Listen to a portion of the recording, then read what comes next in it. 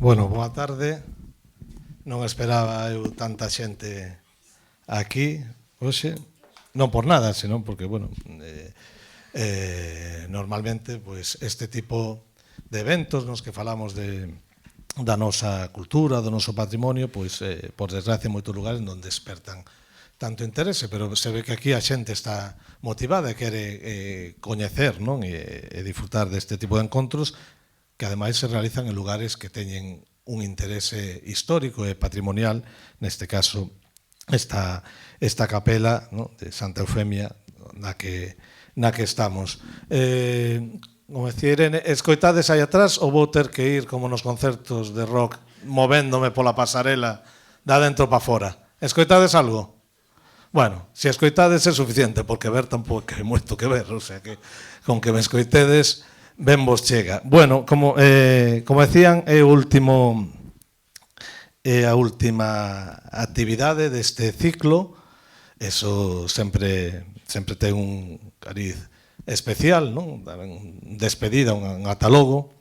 Así que quero aproveitar, para non esquecerme despois, para dar as grazas primeiramente á Asociación Mariña Patrimonio, Matrimonio. Mariña Patrimonio. Mariña Patrimonio, por ter contado comigo ali polo 2021 para iniciar un proceso de investigación do patrimonio inmaterial, que logo explicaremos o que é nestes concellos da Mariña, e despois tamén a empresa Ubirnos e a Irene por ter recollido ese testemunho e querer continualo este ano con este colofón destas actividades divulgativas para, de algún xeito, devolverlle a xente parte do que aprendimos falando con moitos dos veciños e das veciñas de toda esta comarca. Así que, bueno, agradecidos a todos estamos. E, sobre todo, a xente que tivo a ben dedicar parte do seu tempo a falar con un fulano con barba que viña das Rías Baixas e que non coñecían e que era un pouco pesado preguntando sobre estas cousas que moitas veces non lle damos valor, pero que sí que o teñen e que eu sí lle doulle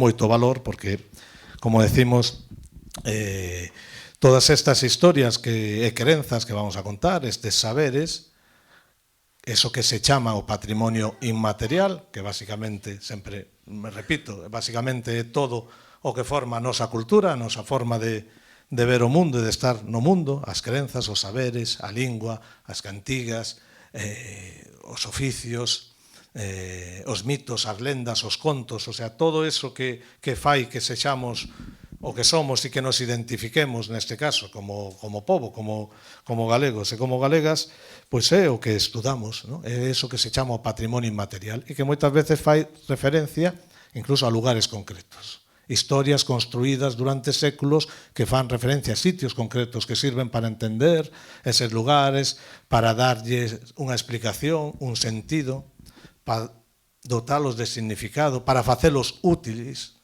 a nós, para responder ás nosas temores, ás nosas necesidades. Todos tememos a enfermidade, verdad? E todos tememos a morte. Así que necesitamos crear espazos, lugares que nos den acougo, que nos den consuelo frente a eses temores, que pensemos que isto nos pode axudar a sanar. Entón temos fontes milagreiras, temos santos, temos amuletos, temos crenzas, temos historias, temos mitos para explicar precisamente todo eso que necesitamos unha resposta, non? Así que de todo eso imos falar. Non vou contar todo o que recollín aquí, porque non estaría toda a tarde, imagino que non queredes botar toda a tarde aquí, pero sí daremos así unhas pinceladas de algúns dos elementos máis importantes. Así que falaremos unha cousa que quero decir, ¿no? que Cervo ten un gran patrimonio arqueolóxico, un gran patrimonio artístico, etnográfico, e todo ese patrimonio que podemos tocar está relacionado con crenzas, con lendas, con historias. Canto máis patrimonio arqueolóxico, canto máis cousas, por decir unha forma fácil, antiguas e de antes teñamos, máis historias temos que nos falan deses lugares, non? Así que é especialmente rico, toda a Mariña é especialmente rico, ¿no? Pero en Cervo atopamos moitísimas historias e eso unha mínima parte de todo o que se contou durante séculos, xeración tras xeración, e que, por desgraza, nas últimas décadas pois vaise perdendo porque xa non contamos estas historias, moitas veces porque non lle damos ese valor. Así que vamos falar de encantos, de mouras, falaremos do trasno, seguro que moitos vos soan estas cousas, falaremos tamén da Santa Compaña, ou da Compaña, ou acompañamento, falaremos das furnas e dos ollos de mar, e que crenzas se construyen ao redor deses lugares da costa, falaremos tamén de fontes, falaremos de santos e santas, e falaremos dun personaxe que a mí me causa moito interés, que é o Marqués de Sargadelos. Todo o mundo coñece o Marqués de Sargadelos aquí, verdade? Bueno, pois, queredes que empece por algún en concreto? A ver, os de fora, voume achegar, xa que teño un micro e unha pasarela. Escoitades máis fora? Sí? Mais ou menos, non? Estades con sillas e todo aí sentados. Bueno, por que queredes que empece? A ver, Campillo, por que empezo? Por que empezo? Polas fontes? Joder, vale, pois polas fontes. Eu quería que me xeran polo Marqués de Sargadelos, pero bueno. Vale, eso pásame por preguntar, por querer ir de guai. Ben, pois empezaremos falando das fontes. En toda a nosa cultura hai un mencello, unha vinculación moi estreita coa auga, non? A auga representa a vida, non? A auga é necesaria para a vida. A auga, ademais, purifica, limpa, relacionase co renacer, coa fertilidade, non? E moitas, oculto ás fontes, oculto ás augas, a crenza de que había augas curativas, que había augas boas, remóntase á antigüedade. Realmente temos augas, todos sabemos que teñen cualidades porque son ferruginosas, ou porque son sulfurosas, ou porque son augas termais, e sabemos que son boas para a saúde. E outras veces somos nós os que lle atribuímos esas virtudes, eses poderes para curar, e convertímolas en fontes santas. As fontes santas, as fontes que se consideraban milagreiras, curativas, vinculadas a, hoxe en día, a santos e santas ou a Virxe, antiguamente a outros deuses, xa existían antes de chegar ao cristianismo, non? E o que fixo o cristianismo é aproveitar eses lugares que xa eran de culto, que xa iba xente ali porque creía que se andaba, pois para decir, bueno, sí, podedes seguir vindo a esta fonte curativa, esta fonte santa, pero sana porque apareceu a Virxen ou porque hai un santo. Reconvertimos, reutilizamos, non? Reciclan. Entón, temos diferentes fontes neste concello vinculadas a todas estas historias. Unha, coñecedes seguro todos, non? Que está aquí abaixo, cal é? A de Santa Eufemia. Despois falaremos da fonte de Santa Eufemia. Home, eso vámoslo deixar para o final, non? Pero, por exemplo, temos tamén a fonte de San Roque. Coñecen a fonte de San Roque? Ben. A fonte de San Roque é outra das fontes das que falaremos. E a fonte da Tella? Onde está a fonte da Tella? En Sargadelos. Tamén din que é unha auga moi boa, que é unha auga curativa para estómago e para a pel, pero di a xente tamén que ten moito ferro, entón a xente que ten problemas de ril que non é bo. Entón hai que saber para que tipo de doenza é. Pois vamos a empezar entón coa fonte de San Roque, porque a fonte de San Roque está relacionada cun rito moi interesante. Antes, na igrexa, sacaban o San Roque e facían as rogativas. As rogativas, saben o que era? Pedirlle ao santo para que chova, non? Cando non podemos dominar o tempo, e a agricultura, o campo, depende do tempo de que chova cando ten que chover, de que faga sol cando ten que facer sol, pois ante o risco, o perigo de que se malogra a colleita e que morramos de fame, pois a xente obviamente bota man do que faga falta. E que o que tiña máis cercano? Os santos. Entón pedíalle os santos. Entón facíanse as rogativas. Hoxe en día, na fonte de San Roque, teñen unha talla do San Roque. E cando a xente quere que chove, que fan? Mollar o San Roque. Mollan o San Roque e entón chove. Vale? Eso é algo moi habitual. Na miña parroquia tamén se levaba o San Roque, pero levaban a imaxe de San Roque e metíano na fonte. un pouco máis así. Claro, o sea, mollase o santo para que o santo produza a chuvia. Eso é un rito de maxia. Chámase maxia simpática. E non é simpática porque faga gracia, é simpática porque ríxese por unha lei que se chama a lei... Hai dúas leis da maxia, a lei da homeopatía e a lei do contacto. Que quere decir a lei da homeopatía? Que o similar produce o similar. Se o mollo o santo produce chuvia. E a lei do contacto é que cando dúas cousas están en contacto, pois transmiten o poder. Por lo tanto, se eu teño medo a serpes e levo unha camisa de serpe no peto, protéxeme da serpe. Entón son as dúas leyes que rixen esa forma de pensar, ese pensamento máxico que non ten nada de malo, que establece esas conexións. Entón, o santo mollase para que produza chuvia.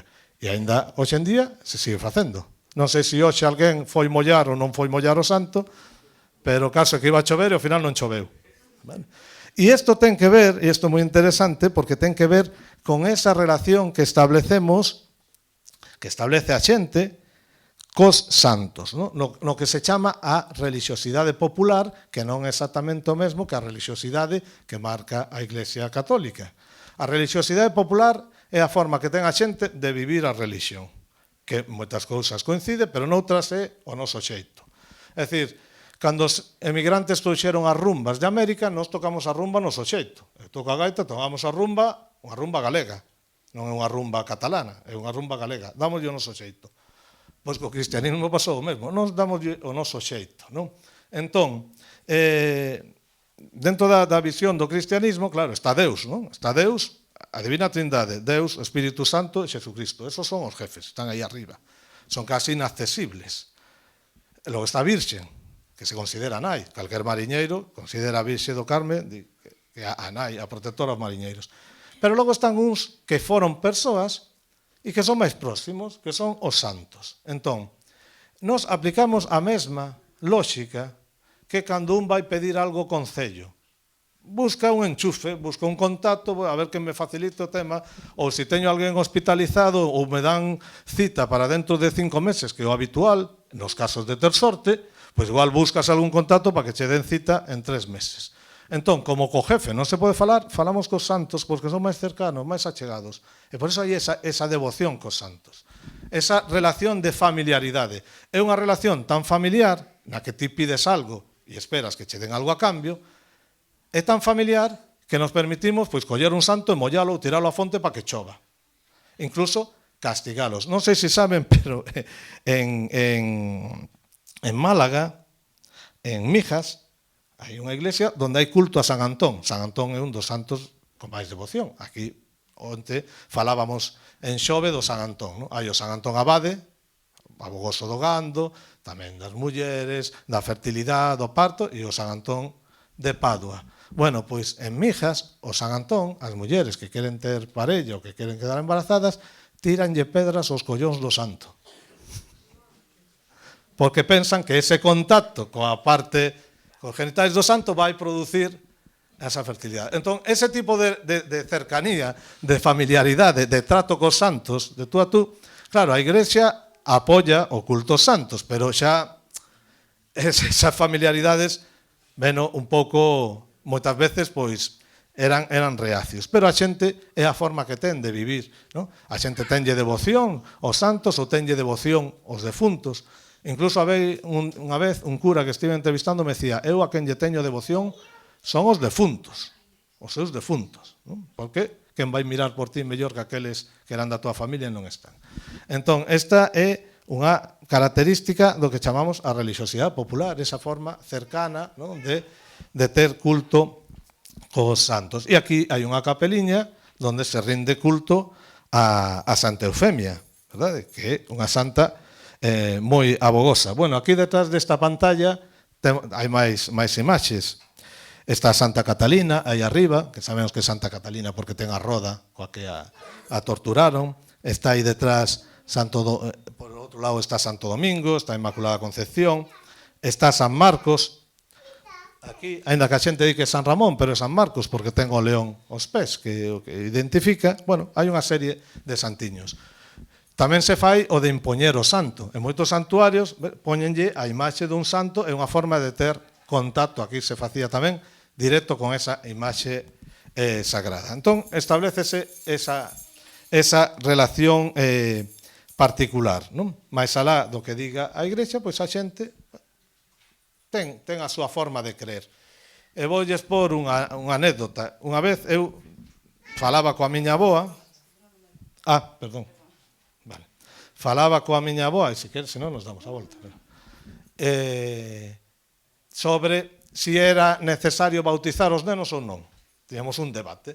Entón ela me decía, pero como non se va a bautizar un neno? Se non se bautiza non ten nome. Digo, abuela, que o que lle pon nome é o rexistro civil, non fai falta bautizarlo, que non. Entón eu quixen razonar dende a perspectiva das súas crenzas. É crente, religiosa, sigo. Pero mira, acaba de decir o Papa, o problema de non bautizar os nenos é que se morrían, iban ao limbo, verdad? Non iban ao ceo, porque morrían sin bautizar, iban ao limbo. Pero acaba de decir o Papa que o limbo non existe. Por lo tanto, xa non hai problema.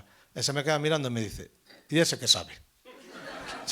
O sea, que llevas de decir a unha persona de como ten que creer ou non creer ou facer, xa yo pode decir o Papa de Roma que a xente ten a súa forma de creer. E esa forma particular de creer e de relacionarse cos santos e coa religión é o que vemos en moitos dos ritos que se conservan nestas ermitas e nestas capelas. Ou, por exemplo, que se fai na fonte de San Roque. No? Na fonte da Tella, decíamos que era medicinal, pero a fonte da Tella ten unha cousa moi interesante. Pois sí, eu penso mesmo que ti. Unha cousa moi interesante, vou intentar non interferir, perdón, e é que ali din que se aparece un encanto. Teñen escoitado falar dos encantos? Verdad? Bueno, pois apareces un encanto. Ali había antes uns tablóns para pasar por riba do río, e din que había un veciño que baixaba sempre por ali e sempre que pasaba se lle aparecía un encanto. O encanto poden ser cousas moi diversas, pero el decía que o encanto era unha muller guapa, rubia, tal, era unha moura, pero el creía que era a virxen, identificaba coa virxen. Entón, este home, cada vez que pasaba por ali, pola fonte, polo río, ese encanto que ele identificaba coa virxen, se lle aparecía. E que facía a virxen? Como é moi educada, saludaba, el saludaba, arribábase para un lado, deixaba pasar, e ali quedaba. E todos os días tiña un encontro mariano. Fixade, noutros países, noutros lugares, montan, a ver, por menos se montou Lourdes e Fátima por un encontro así, pero aquí a relación do paisano era saludar, a virxen botábase para un lado e el pasaba, e ali quedaba o encanto, non? Porque igual non era o momento para empezar a facer ali na fonte unha capela ou empezar con un santuario. Eu recollín moitas historias deste tipo de aparicións, de encantos e a veces de aparicións que a xente di que ve a Virxen, pero que o comportamento é como dicindo, bueno, agora non é o momento, sabes? Eu agora vou para casa, non é o momento, saludo e tal, non? Lembro un caso que me contaban esta vez en Mesía, zona Coruña, tamén nun velorio. Saben que antes nos velorios había que quitar o gando da corte. Cando había un defunto na casa, parte de pechar as ventás, quitábase o gando da corte para que non lle afectara o aire de difunto. Entón foron a corte, a viuda, cos veciños, a quitar o gando da corte, e este veciño estábame contando iso, como eran os velorios antes, e como unha vez foron a corte a quitar o gando. E o ir quitar o gando, digo, non, estaban sacando as vacas e de repente vimos ali no fondo da corte, así, estaba a virxe. E sigue contando, digo, como, para un momento, como que estaba a virxe? Sí, estaba a virxe. Estaba a virxe, digo, perdonde? Non, ali, flotando no fondo da corte, da cuadra, sobre as pedras. E digo, e que fixeron? Home, pois a virxe empezou a moverse así, e cando chegou a altura da porta, a señora viuda colleu a vasoira das chestas, deulle así, pum, fora. Entraron e sacaron as vacas. Non era o momento. Entende? Non, e eu quedei así, digo, pero como? Pois non era o momento, estaban a outra cousa. Eso demostra o pragmatismo tamén dos galegos. Cada cousa ao seu tempo, agora é o momento de sacar as vacas, estamos nun velorio, non é o momento dunha aparición variada. E imagino que o veciño este que volvía para casa, pois non era, saludaba, apartaba para un lado e pasaba. Pero interesante que este veciño identificaba o encanto coa virxe, pero os encantos sabemos que son seres míticos, pode ser unha moura, pode ser unha muller, unha señorita peinando o seu cabelo, pode ser, xa falábamos onte, unha galiña con pitos de ouro, pode ser un tesouro, o encanto, poden ser cousas moi diversas, non? Entón, temos tamén a fonte da Tella, onde se aparecían estes encantos. A fonte da Tella, vou beber un momento, está... non se pode facer...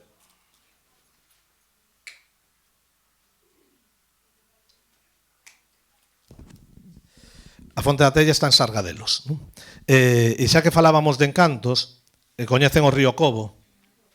No medio do río Cobo hai unha pena que se chama a pena do encanto. Na pena do encanto había uns veciños ali dunha casa que estaba ao lado do río, que tiñan vacas, tiñan gando, como todo mundo, e cada vez que baixaban ao río a coller auga, porque antes non había auga corrente, teñan que ir ao río, vían a unha señorita, o encanto, nesa pena. Todas as mañáns aparecía a muller nesa pena no medio do río, ese encanto, esa moura, é o que chamamos unha moura, e din que tiña unhas peinetas, uns peines de ouro, que os tiña ali. E todas as mañáns vían, non falaban, o encanto estaba ali. Unha mañán foron coller auga, e o encanto non estaba, pero estaban as peinetas de ouro. Entón, claro, viron as peinetas de ouro, e levaron as peinetas de ouro. Levaron as peinetas de ouro para casa, e a partir de aí, o día seguinte, morreulle unha vaca, despois morreulle unha ovella, morreulle un boi, empezaronlle a morrer todos os animais. Entón, que fixeron? Coller as peinetas, leválas de novo a pena do encanto, deixáronas na pena do encanto, e o día seguinte, cando baixaron a por auga, xa non estaban, e dende aquela non volveron ter máis desgracia. O sea, que nos din estas historias moitas veces? Estános transmitindo valores, educando. Nos están dicindo que ti non te podes levar cousas que non son túas. Non podes roubar a topas, pero non podes facer ese tipo de cousas. Moitas veces as lendas de encantos, de mouras, de mouros, servían para educar a xente, para transmitir aos máis cativos, pois non vayas a tal sitio que é peligroso, se das a túa palabra debes mantela, se dis que vas a facer isto, tens que facelo, porque se non o faz, pasa o que pasa, verdad? Entón, servían tamén para educar, tiñan o seu valor, non? Así que temos precisamente tamén unha pena do encanto no río Cobo. Bueno, o río Cobo, a verdade é que todas as beiras do río Cobo aí poderían facer un parque temático. Podría eso ser como Disneyland París, pero sin sair de aquí. Porque a cantidade de historias e cousas que pasan por esas marxes, por esas beiras do río, son extraordinarias. Contábanme o señor Emilio Rubiños, falábame do trasno. Teñen escoitado falar do trasno? Que é o trasno? A ver, así non falo de todo. Que é o trasno? Vostede sabe que o trasno, que está facendo así. Un demonio pequeno. Eu tiña un así na casa. Alguén máis escoitou falar do trasno? Ninguén escoitou falar do trasno? A ver, poden falar, aquí estamos en confianza, non? Sí. Bueno, pois o trasno, sí, é unha especie de demo pequeno. Pode ter moitas formas o trasno. Alguén viu algunha vez un trasno? Tiveron algunha vez un encontro con un trasno? Non? Sí? Quen? Ti? Conta-me. Viches un trasno? Onde?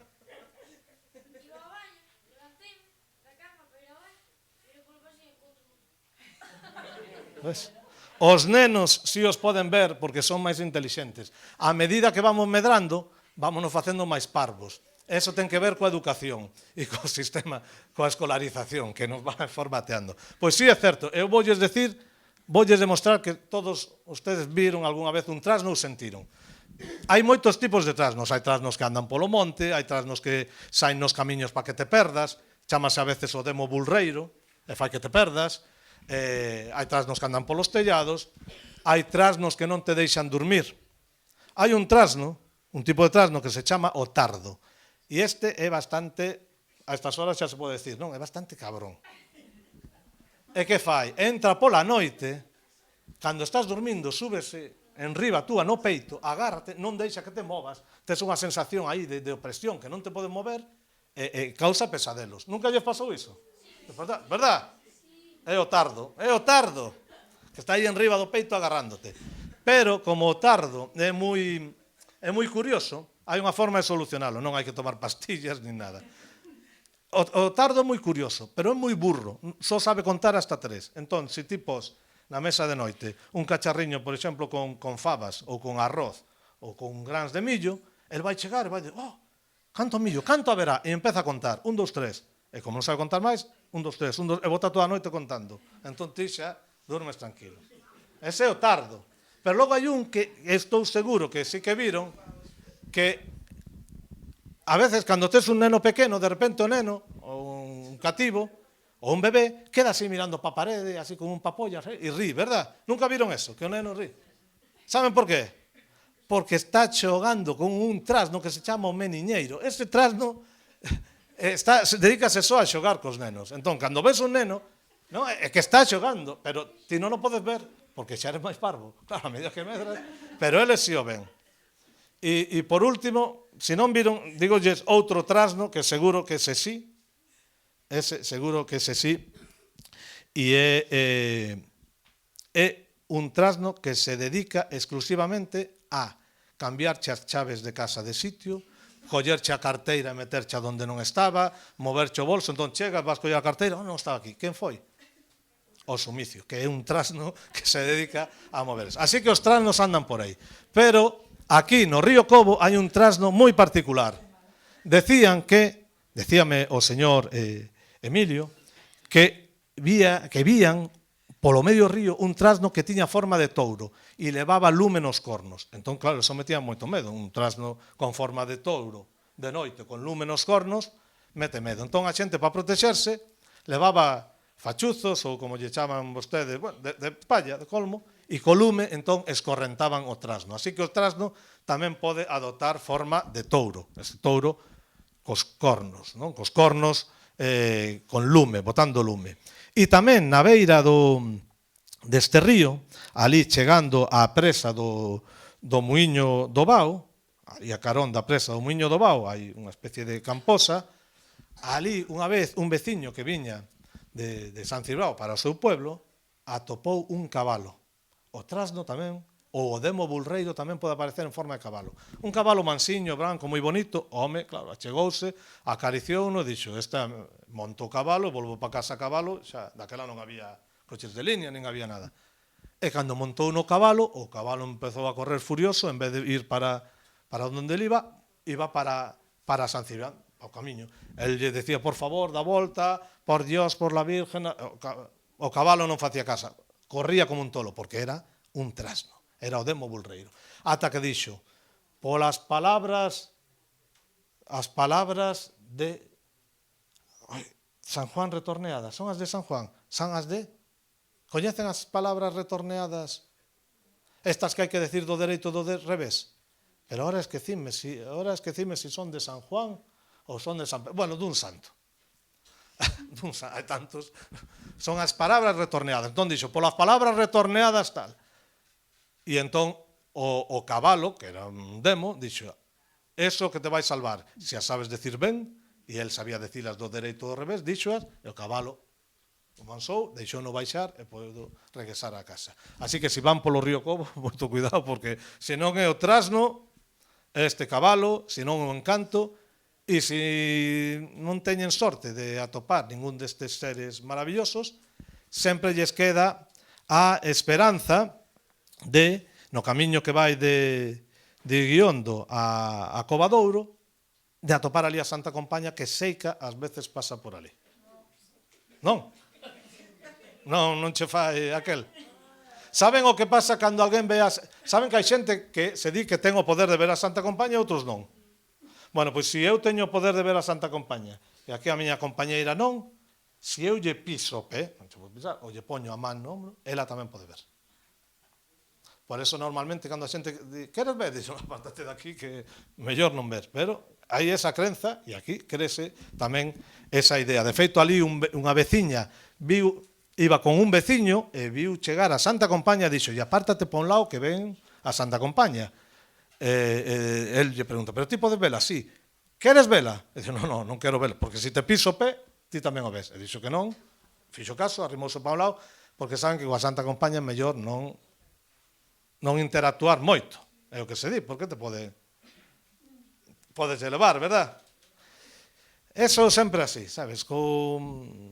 Eu sempre digo, coa Santa Compaña e co catastro, canto menos tratos, mellor. Mellor, porque poden te levar ou levar algo. Entón, que teñades en conta que ali tamén se aparecía a compaña, non? Pero había algo que metía máis medo todavía que a compaña. Os murciélagos. Hai un murciélago aquí? Hai un morcego? Bueno, hai que deixalo, vámoslo deixar. Vámoslo deixar, que son especies protegidas, e vamos deixar que este tranquilo. Así participa tamén no encontro. Pois mira, moi ben, porque sabedes que hai morcegos que chuchan o sangue, verdade? Este non, este é do país, os do país non chuchan o sangue.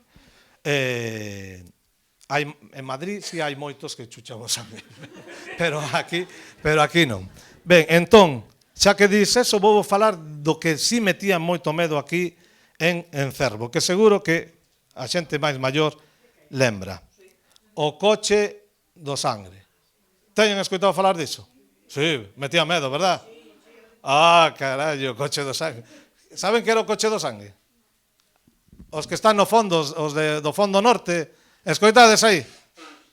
Coñecedes o coche do sangue? Non falo do autobús que manda os Sergas a... O coche do sangue era un coche onde iban uns individuos que se dedicaban a raptar nenos. Isto é como unha película, vale? Que se dedicaban a raptar nenos para quitarlle o sangue. Noutros sitios quitabanlle tamén o unto. Aquí se ve que só iban o polo sangue, pero tamén, o cual é unha pena, porque unha vez que xa levas un meniño, aproveitalo todo, non? O sangue e o unto. Pero bueno, aquí era o sangue. E a xente tiña... O neno metíaselle medo co coche do sangue. É algo moi extendido, porque se vamos ao Concello de Alado, se vamos, por exemplo, ao Valadouro, chamábanlle o coche dos pícaros, porque levaba os pícaros. E se ides a Barreiros, chamábanlle os quitasangues. Entón, existiu en moitos lugares, non? Esa idea de que había xente que se dedicaba a raptar nenos para quitarlle o sangue. Hai un resto de verdade, porque durante moito tempo, sobre todo ao final do século XIX e principio do século XX, críanse que determinadas enfermidades de carácter pulmonar e tal, que se curaban bebendo sangue, porque é un líquido revitalizador, e polo tanto o sangue dos nenos se creía que era o que tiña máis virtude. A xente que iba era os matadoiros a coller sangue, non andaban matando nenos por aí. Algún caso si se deu. Un toreiro famoso andaluz, alá polos anos 20, contratou a uns matóns para que mataran un neno e lle trouxeron o sangue porque estaba enfermo de tuberculose. A Guardia Civil colleuno e garrote vil. Así que, por favor, non o fagades. Pero hoxe en día temos a Seguridade Social, polo menos por agora. Entón, pero había esa crenza, non? E destas crenzas, pois veñen estes contos, non? Estas ideas do coche do sangue e de meter medo. Pero decía antes, e agora podo falar xa do Marqués de Sargadelos, senón vai me dar, vale.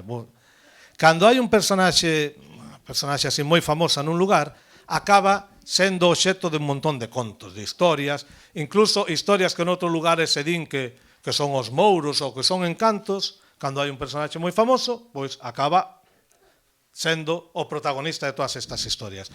E eu do Marqués de Sargadelos escoitei historias extraordinarias. Pasoume mesmo no Valadouro con Mariscal Pardo de Cela, que tamén se contan unhas historias de onde paraba a tomar café, onde tiña amante, aquelo parecía o Sálvame. O sea, ata me decíame un señor aí no Valadouro, decía... E aparte de cobrar os impostos, cobraba outro imposto que era o dereito de pernada. Saben o que é o dereito de pernada? O dereito a deitarse coas rapazas, as mulleres que se iban casar. E me decía, e cobraba tamén o dereito de pernada. O sea, pero non era por mal. Dicía, pues, se non era por mal, sería por outra cousa. Bueno, pois, o Marqués de Sargadelos tamén un personaxe do que se contan historias maravillosas. Unha, os túneles secretos que iban dende a súa casa ata onde está agora o museo, a casa de administración, entre outros. Túneles secretos que iban dende a súa casa hacia o Pombal, onde tiña as pombas, decían, conta a xente, que ali tiña encerraba as meigas e as bruxas para castigalas. Pero outros contan que non era as bruxas ou as meigas as que encerraba, senón que encerraba... Isto non sei se o podes escuchar, pero bueno.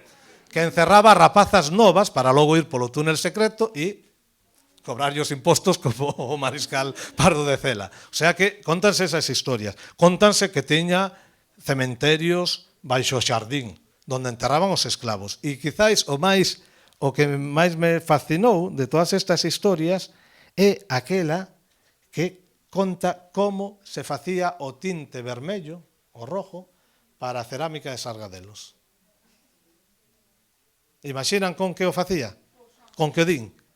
Con sangue dos esclavos. O sea, vaya historia, Xa tens que ter esclavos porque Sargadelos producía moito vermello. Bueno, son historias que a xente contaba sobre estes personaxes, non? E que ao final forman parte deste legado, desta herdanza cultural. Así que falamos de Mouras, falamos do Trasno, falamos da Santa Compaña, falaremos de Santa Eufemia, acabaremos con Santa Eufemia, pero decía antes que tamén quería falar das furnas. As furnas son as covas mariñas, non? Os furados que hai na costa. E claro, aquí nesta costa maravillosa está cheo de covas, non? E sempre que hai unha cova, un lugar así misterioso, hai historias que se contan. Nas furnas viven encantos, viven mouros, viven sereas, historias de todo tipo. Algúnas das que podemos recoller é a Furada das Pombas. Saben onde está a Furada das Pombas? Alguén sabe? Coñecen o castro de Rueta? Vale, pois a Furada das Pombas é unha furna, un túnel, que din que fixeron os mouros e que pasa por debaixo dese castro, do castro de Rueta, e desemboca no que chaman a Furada Vella. Falei con veciños daqui de Cervo que se meteron en barca, chegaba un momento que xa non podías pasar, tiñas que replegar os remos porque era estreito, e contanse esas historias, os túneles dos mouros por debaixo do castro. Temos tamén, por exemplo, a Fesa ou a Cesa, según quen o conte, que está na punta Simonte, saindo de San Cibrao, antes de chegar ao Coído, é un gran furado, e ali din que habitaba, que aos rapaces lle decían non vayades por ali porque aquelo é peligroso. Claro, é peligroso porque se caes no furado, e que vivía un bicho terrible ali. E entón hai unha historia que fala da serpe do Coído. Teñen escoitado falar da serpe do Coído? Sí? Quere contar usted? Non. Seguro que fai mellor que a min. A serpe do Coído é unha serpe xigantesca, que ten máis de 30 metros, unhas escamas grandes como mexilóns. A veces ves algún con sandalias por aí que tamén ten as uñas así. E di que ven cada 7 anos, cada 9 anos, é perigosa, papa todo o que atopa polo camiño, vacas, ovellas, se hai un barco pesqueiro leva por diante, cans tamén, pero polo menos ten a deferencia de cando papa unha ovella ir deixando restos novelos de lá para que ti saibas que anda por ali e xa teñas cuidado, non? Pois din que habita nese lugar. Tamén contábame un veciño que unha vez viñan dous ladróns escapando a cabalo e a Guardia Civil detrás, e o chegar ao burato, eles coñecían onde estaba, saltaron e a Guardia Civil chegou ao borde, claro, xa non se atreveu, e así puderon zafarse e librarse. Hai que ter cuidado cando se vai a cabalo do que vas saltar, non che vai a pasar como San Estevo do Ermo, que saltou ali, esnafrouse e ali quedou e tiveron que facerlle unha capela. Coñecen a historia? Sí? E se non a coñecen é porque non foron a Barreiros cando falamos das historias de Barreiros, xa falaremos outro día. O sea que hai tamén estes furados, non? Que están relacionados con eses seres do mar. Quizás aquí o máis famoso de todos eles é o que habita na Illa Sombriza, na Illa dos Farallóns, que todos sabedes de sobra pola festa maruchaina. Decíamos, señor, pero é un invento a festa. A crenza ao ser mítico non é un invento, porque hai en moitos lugares de Galicia, falase destas sereas, mitad muller, mitad peixe, que habitan no mar, que son tamén como as mouras. De feito, a veces as mouras son sereas, peitean os seus cabelos, fían na roca, e no caso da maruchaina toca o corno. Decíame un mariñeiro que calcetan calcetíns para os mariñeiros, para que teñan os pés quentes. E tocan o corno para avisar cando hai temporal. Outros din, as mulleres din que non, que tocan o corno para levar os homes ás pedras e que se esnafren, que naufraguen nas illas. Entón, hai as dúas versións. Quen a considera, non saben, boa, unha serea que avisa dos temporais, eso que se chama na mitoloxía grega unha nereida, ou os que consideraban que co seu canto atraía as pedras e non naufragaban. Esa historia que existe en moitos lugares de Galicia, historias de sereas, na ría de Pontevedra temos unha moi famosa que é a Leucoíña, tamén, pois foi o que deu lugar despois a esa festa, que todo se inventa algunha vez, cando todo se fai por primeira vez nun momento, e todas as cousas teñen unha invención, e esa festa pois conmemora a crenza nesta serea, que hai que aclarar que as sereas nosas, as sereas do Atlántico, son metade muller e metade peixe. Pero as sereas do Mediterráneo son metade muller e metade que? Paxaro. Como as sogras. Son metade muller e metade paxaro. Esas son as sereas do Mediterráneo, as clásicas. Pero aquí no Atlántico son metade muller, metade peixe. E teñen ese costume de peitearse. E eu agora quería rematar entón coa historia, non? Coa historia de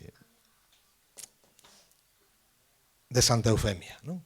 Como me contou o señor Bautista García, que está por aquí, cos focos non o vexo, onde está Bautista? Aí está, señor Bautista. Cando estivemos visitando aquí a igrexa que nos abriu, nos explicou todo, non? Podería contala el moito mellor, pero bueno, xa que me encargaron a min, vou contala resumida. Contaban que Santa Eufemia, esta imaxe, é unha pena, está aí detrás. Está aí está. Que Santa Eufemia estaba cogando, verdad? Cogando da casa, e se lle perdeu un boi, verdad? Perdeuselle un boi branco, ademais, non? Que representa esa pureza. Entón, cando chegou a casa, a nai preguntoulle polo boi, onde estaba o boi, ela dixo que se lle perdeu, entón foi cando lle dixo, que lle dixo? Que lle dixo a nai? Díxolle, vayas tú po inferno. Vayas tú po inferno. Unha expresión que se di así, e foi o inferno. Así que cuidado co que lle decides aos vosos cativos, porque a veces pasa eso. Miren, as historias de lobisomes, de home lobo, pasa moitas veces iso. De repente un dos fillos come máis cos demais e así andes como un lobo comendo, bum, convertíchelo en lobisome. Así que cuidado. E Santa Eufemia foi ao inferno. Claro, a nai non quería, pero mandou ao inferno sin querer. Entón, cando empezou a preguntar pola filla, onde estás, e dille, estou no inferno, porque ti me mandaches. Claro. Vamos a escoitalo de viva voz. Usted non me quita. Teñe que vir os padriños cos pañales de bautizar para quitarme. Entonces foron os padriños. Puxolles unha leyenda e tiñan que lela antes de que lle chegase a soga ao cuello, que a ten a soga. Mirade que interesante, porque a imaxe está agarrando a corda. Para axudarles aos padriños e deron lida a leyenda e saleu santa. E quedou santa. Desde aquela, pois, sacaron os padriños e non chegou a soga ao cuello, senón ela quedaba condenada no inferno. Tivo que ser rescatada polos padriños, fixeron esa corda cos cueiros, cos pañais, e ela agarrou para que non lle chegara o pescozo e saiu libre.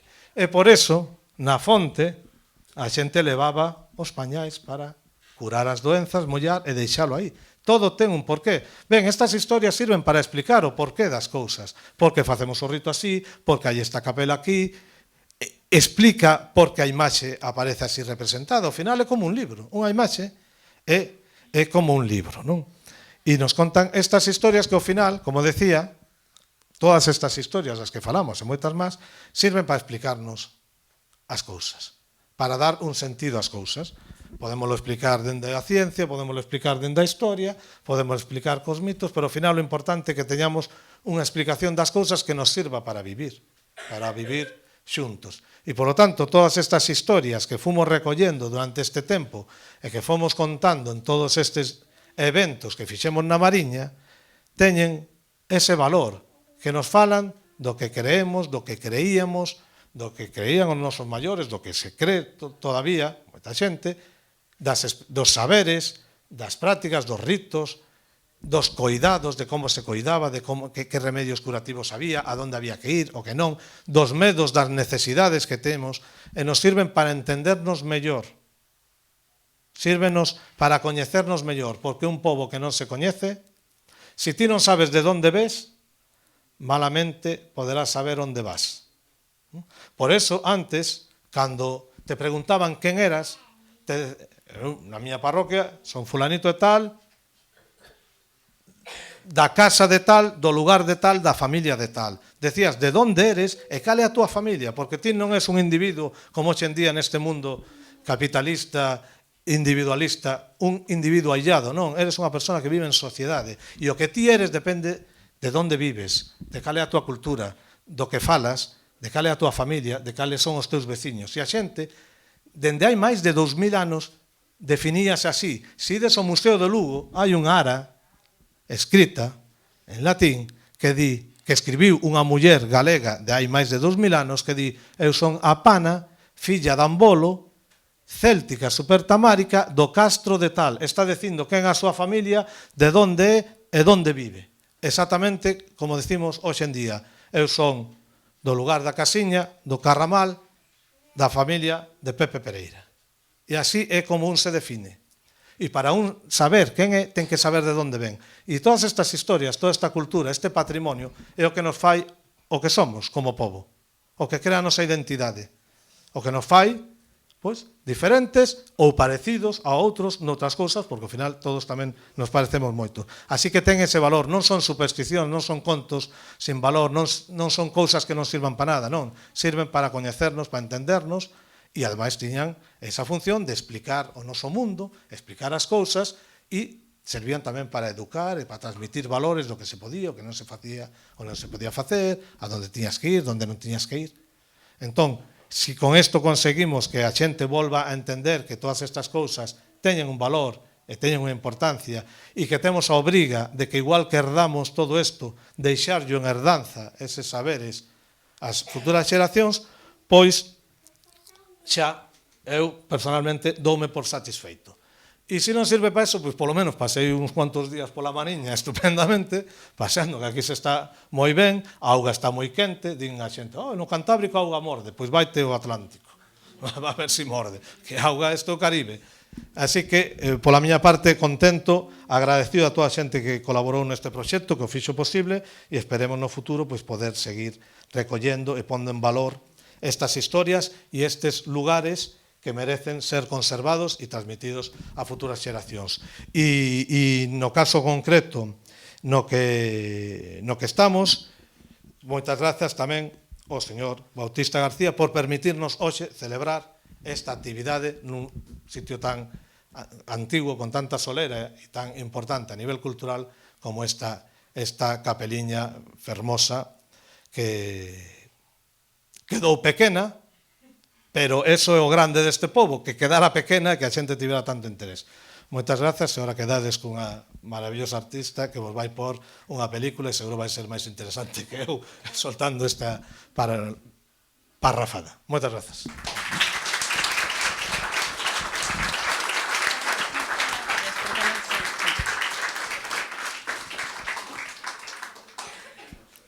Bueno, boa noite a todo o mundo, as persoas de fora tamén. O primeiro que quería era dar os parabéns por este proxecto, porque pareceme valiosísimo e que ademais, bueno, a escoita e tamén o compartir, é fermoso ver tanta xente estar escoitando, encantoume poder estar escoitando hoxe.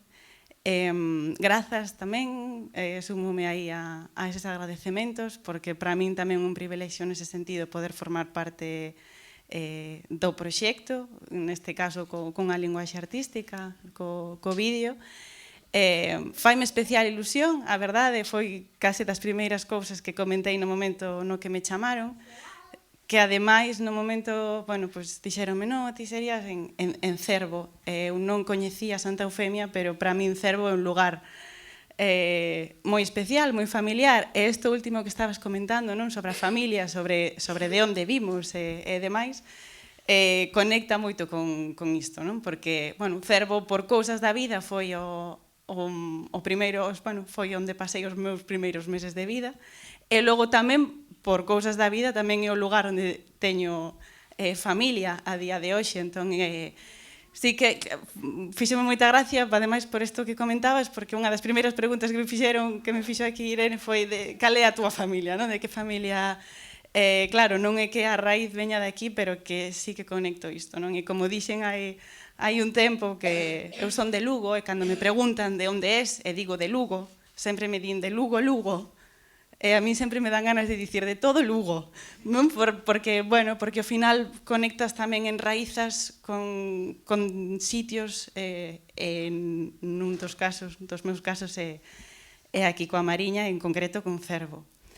E ademais, bueno, pues a oportunidade de coñecer estas historias, eu non coñecía a historia de Santa Eufemia, pareceu moi cautivadora, a verdade que agora tamén de poder traballar con ela, non quero tampouco explicar demasiado, xa escoitamos a historia e creo que, bueno, no meu caso, pois tamén a peza fala tamén por ela mesma. Sí que é certo, pois por dar un par de pinceladas a hora de pensar sobre ela, de traballar sobre ela, interesábame pois esa relación entre a nai e a filla e logo pois todos eses elementos e os seus significados e símbolos da auga, dos panos, da mesma corda, bueno, todos eses elementos que foron caendo, non? Eu traballo moito a miúdo como con puzzles, ao principio pois teño todas esas pezas e logo van tomando forma. En ese sentido, cando traballo con vídeo, pois é un bo collage, un bo puzzle de todo isto. Entón, pareceme moi boa idea, a verdade, porque son 5 minutos para que a xente de fora poda facer logo o cambio, poñer o vídeo e logo poder facer aí que a xente que está fora poda velo. Entón, vou alá.